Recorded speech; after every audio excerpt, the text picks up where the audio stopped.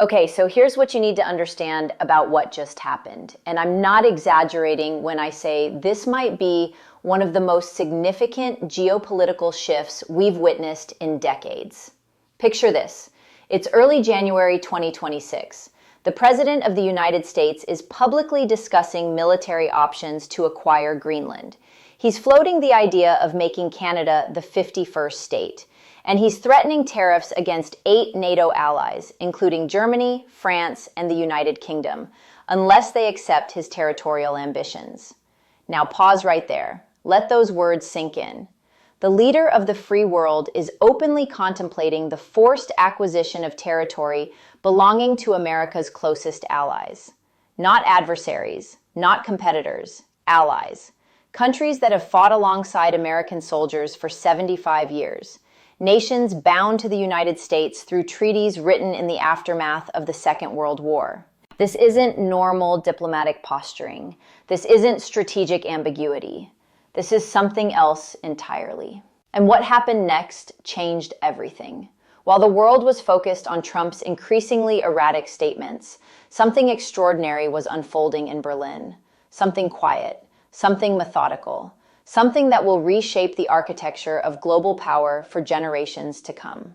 Germany, the economic powerhouse of Europe, made a decision. Not a reactive decision, not an emotional decision. A calculated, strategic, irreversible decision that signals the beginning of a new era. Let me walk you through exactly what happened, because the details here matter far more than the headlines. On January 6th, 7 European leaders put their names on a joint statement. The prime ministers of Denmark, France, Germany, Italy, Poland, Spain, and the United Kingdom. They declared in unambiguous language that Greenland belongs to its people, that sovereignty and territorial integrity are non-negotiable principles, that these are universal values they will not stop defending. This might sound like diplomatic boilerplate, standard protocol, the kind of carefully worded statement that foreign ministries issue all the time. But look closer. Look at the timing. Look at the coordination.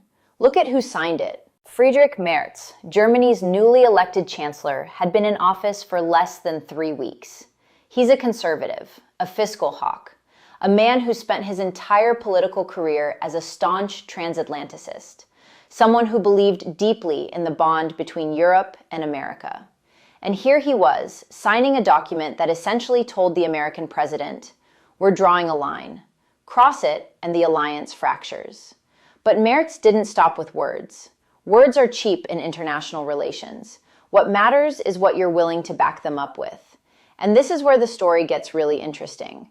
While Trump was threatening tariffs and military action, Merz was standing in front of the German parliament, preparing to announce something that would have been unthinkable just months earlier. He was about to unveil what analysts are now calling the second Zeitenwende, the second turning point, a phrase that carries enormous weight in German political discourse. The first Zeitenwende came in February 2022, 3 days after Russia invaded Ukraine. Then Chancellor Olaf Scholz stood before the Bundestag and declared that Germany would create a 100 billion euro special fund to modernize its military. It was a seismic shift for a country that had spent decades embracing pacifism, where defense spending had collapsed to the point that soldiers were buying their own equipment. But what Merz announced goes far beyond that initial commitment. And this is where you need to pay very close attention, because the numbers here tell a story that most people are missing. Merz didn't just propose increasing defense spending. He fundamentally rewrote Germany's constitutional framework for how the country approaches national security. He exempted all defense spending above 1% of GDP from Germany's debt brake, the constitutionally mandated spending limit that has defined German fiscal policy for generations. Do you understand what that means? It means Germany can now spend 3%, 4%, even 5% of its GDP on defense without violating its own constitution. It means the largest economy in Europe just unlocked potentially unlimited resources for military buildup. We're talking about more than $200 billion per year by the end of this decade. $200 billion every single year For comparison, that's nearly double France's entire defense budget. It's more than Russia spends on its military. It's a sum of money so vast that it will fundamentally alter the balance of power in Europe. But here's what makes this truly revolutionary. Merz paired the defense spending exemption with a $547 billion infrastructure fund. Roads, railways, energy systems, digital infrastructure, education, climate protection. This isn't just military rearmament. This is a generational investment in Germany's economic and strategic resilience. And Merz framed it explicitly as a response to an unpredictable United States government. Let me repeat that. The Chancellor of Germany, America's closest ally in Europe, announced the largest peacetime defense buildup in his country's history as a hedge against American unreliability. Think about what that means. For 75 years, the core assumption of European security has been American protection. The nuclear umbrella, the forward deployed troops, the promise enshrined in NATO's Article 5 that an attack on one is an attack on all. That assumption just died. Not because Russia invaded Ukraine, not because of Chinese expansion in the Pacific, because the President of the United States threatened to invade Greenland and impose tariffs on allied nations that refused to go along with his territorial ambitions. Now I want to take you to February 2025, because this is where the story takes another crucial turn. The Munich Security Conference, the most important annual gathering of defense and foreign policy leaders in the world. Vice President J.D. Vance takes the stage and delivers a speech that German officials will later describe as a watershed moment. Vance didn't talk about shared values. He didn't emphasize the importance of the transatlantic alliance. Instead, he accused European governments of suppressing free speech. He claimed that EU immigration policies and alleged censorship posed greater threats to democracy than Russia or China. He essentially told Europe, your internal politics are the problem, not external adversaries. For Germans listening to that speech, it crystallized something they'd been reluctant to admit. The United States under Trump isn't just unreliable, it's actively hostile to European interests. The White House isn't simply pulling back from global engagement. It's antagonizing allies, undermining alliances, and treating international law as an obstacle rather than a foundation. Merz responded by articulating a new strategic doctrine. He called it step-by-step European independence from the United States. Those words, coming from a lifelong defender of the transatlantic partnership, represent one of the most significant shifts in German foreign policy since reunification. But again, words without action are meaningless. So let's talk about what Germany is actually doing. In June 2025, NATO allies committed to spending 5% of GDP on security and defense by 2035, 3.5% on weapons systems and ammunition, 1.5% on critical infrastructure. This was Trump's demand, framed as burden sharing, but really about forcing Europe to take primary responsibility for its own defense. Germany said yes, not reluctantly, not with caveats. They said yes and then went further. By 2029, Germany's total defense budget will exceed $162 billion. They're planning to purchase up to 1,000 Leopard 2 main battle tanks, 3,500 Boxer armored vehicles, 5,000 trucks, 20 more Eurofighter jets, new air defense batteries, long-range missiles. The list goes on. They're adding 10,000 new soldiers in 2026 alone, plus 2,000 civilian posts. They're talking about reintroducing conscription for the first time in decades. The defense minister has explicitly stated that the Bundeswehr must become sustainable against growing threats, and that security considerations come before budget constraints.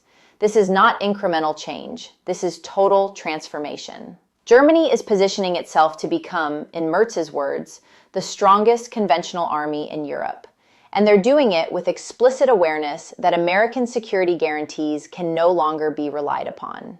But here's where the story gets even more significant. Germany isn't acting alone. When Trump threatened those 8 European countries with tariffs unless they accepted his Greenland ambitions, something unprecedented happened. Denmark, Finland, France, Germany, the Netherlands, Norway, Sweden, and the United Kingdom issued a joint statement warning that tariffs would undermine transatlantic relations and risk a dangerous downward spiral. They vowed to stand united and coordinated in their response. They committed to upholding their sovereignty. Then they sent troops to Greenland. Not American troops, European troops. German soldiers landed in Nuuk, Greenland's capital, as part of a joint Arctic exercise. French military personnel followed. British forces deployed. This wasn't a NATO operation coordinated with Washington. This was Europe telling the United States, if you threaten a member of our alliance, we will defend them, against you if necessary. Think about what that means. European soldiers are now positioning themselves to potentially defend Allied territory against American aggression. That sentence should sound insane. It should be unthinkable. And yet it's happening right now. The Danish Prime Minister, Mette Frederiksen, put it bluntly. If the United States chooses to attack another NATO country militarily, then everything stops, including NATO, including the security framework that has existed since the end of the Second World War. She wasn't exaggerating. NATO's Article 5 states that an attack on one member is an attack on all. If the United States attacks Denmark, every NATO member would be treaty-bound to defend Denmark against the United States. The alliance that has kept the peace in Europe for 3/4 of a century would collapse overnight. Trump either doesn't understand this or doesn't care. But European leaders understand it perfectly. And they're preparing for a world where America is no longer a reliable partner, but a potential threat. Now, I want you to understand something about how decisions like this get made in Germany. This isn't a country that acts impulsively. This is a nation scarred by its 20th century history, deeply committed to multilateralism, institutionally structured to avoid rapid military mobilization. For Germany to move this quickly, this decisively, on defense spending and strategic independence means the threat assessment has fundamentally changed. German policymakers are now planning for scenarios that would have been considered paranoid fantasy just 2 years ago. What if America withdraws from NATO entirely? What if Trump follows through on threats to impose crushing tariffs? What if the United States actively works to undermine European unity? What if Washington sides with Moscow in negotiations over Ukraine, trading European security for American interests? These aren't abstract contingencies anymore. They're live possibilities that require concrete preparation. And here's what's truly remarkable. The German public supports this shift. A survey conducted in March 2025 found that 66% of Germans believe it's right to increase defense spending.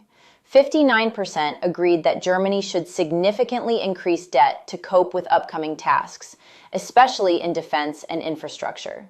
These numbers are extraordinary for a country where fiscal conservatism and military skepticism have been core political values for generations.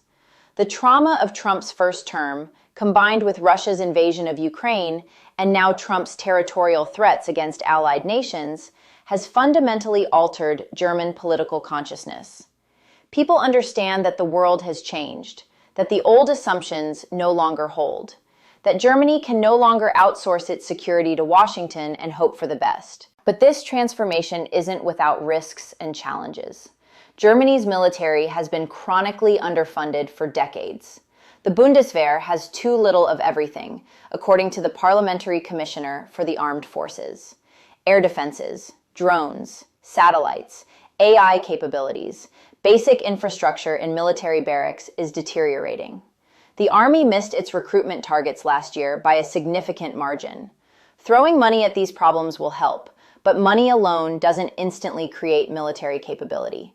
It takes years to build submarines, decades to develop next-generation fighter jets. Transforming a hollowed-out military into the strongest conventional force in Europe is a generational project, not something that happens in a single budget cycle. And there are deeper structural questions. Can Germany, still marked by its historical relationship with militarism, sustain public support for this level of rearmament over the long term? Will fiscal conservatives in Merz's coalition resist the spending increases as they become more expensive and politically difficult? Can German defense contractors scale up production fast enough to meet demand? Will procurement bureaucracy, legendary for its inefficiency, allow rapid modernization? These are open questions, but what's already clear is that Germany has made a strategic choice. The country that for decades relied on American protection, that structured its entire defense posture around the assumption of NATO solidarity, is now building the capability to defend Europe independently of the United States. And this shift has implications far beyond Germany. France, with its independent nuclear deterrent, is coordinating more closely with Berlin. Poland, facing the most direct threat from Russia, is ramping up its own defense spending. The United Kingdom, outside the EU, but still deeply invested in European security, is aligning its strategic planning with continental partners. There's now serious discussion at the highest levels of European governance about creating independent European security structures. Not as a replacement for NATO, at least not yet, but as a hedge against American unreliability. A European Security Council that could coordinate defense policy, pool resources, and make rapid decisions without requiring consensus from all 27 EU member states. These conversations would have been politically impossible 2 years ago.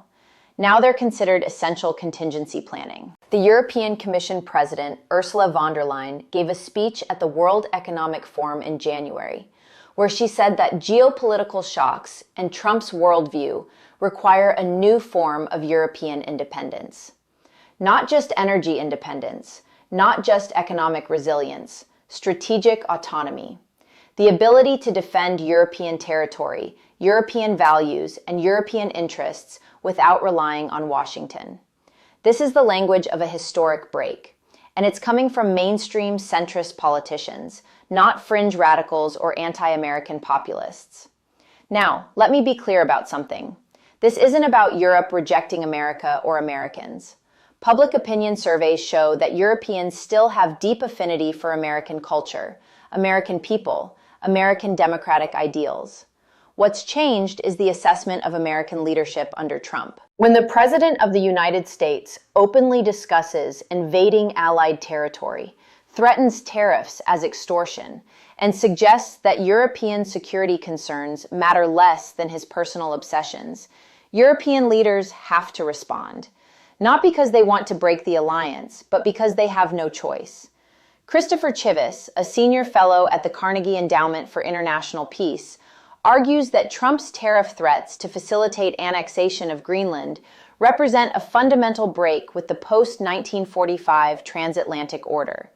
By linking trade access to the territorial sovereignty of a NATO ally, the United States has shifted from a security guarantor to a form of imperial power.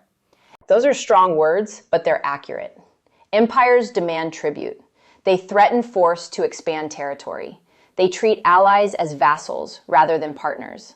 That's the pattern Trump is establishing, whether intentionally or not. And Europe is responding the way any rational actor would respond when faced with an unreliable protector who might become a threat. They're building the capacity to defend themselves. Here's what this means in practice. Over the next decade, Europe will develop military capabilities that rival or exceed anything currently deployed east of the Atlantic.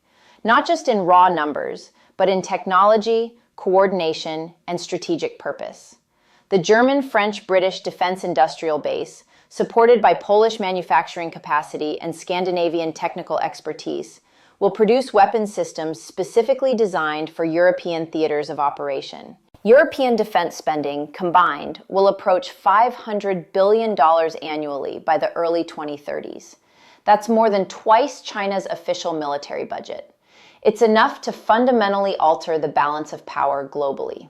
And critically, this spending will prioritize European-made systems, not American F-35s or Patriot missiles, but European alternatives, Eurofighter jets, French Rafales, German tanks, Swedish artillery, Italian ships.